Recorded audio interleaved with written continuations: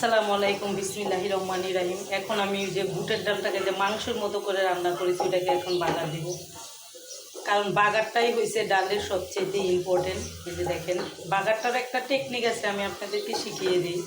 এখানে আমি শুধু শুকনো মরিচ আর রসুন দিয়েছি।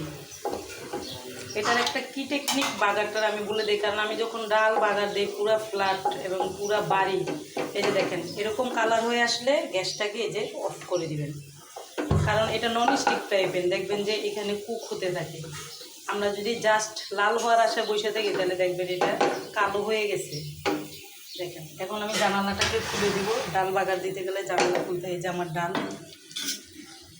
এই ডালটা দিয়ে আপনারা রুটি দিয়েও খেতে পারেন, পরোটা দিয়েও খেতে পারেন, ভাত দিয়েও খেতে পারেন। অনেক মজা ডালটা।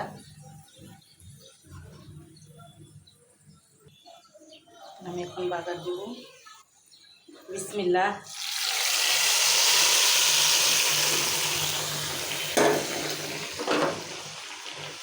মাশাআল্লাহ, আমার ডালটা এত সুন্দর গ্রান। এই ডালটার ফুল রেসিপি আপনারা কমেন্ট বক্সে জানাবেন, আমি আপনাদের সাথে শেয়ার করবো। যে দেখেন চুলা কিন্তু আমার অফ। এখন আপনারা 5 মিনিটের জন্য ডালটাকে ঢেকে দিবেন। এই যে এইভাবে, যাতে বাগারের গ্রানটা অন্যদিকে না চলে যায়। ঠিক 5 মিনিট পর আবার ঢাকনাটা খুলবেন। আল্লাহ হাফেজ।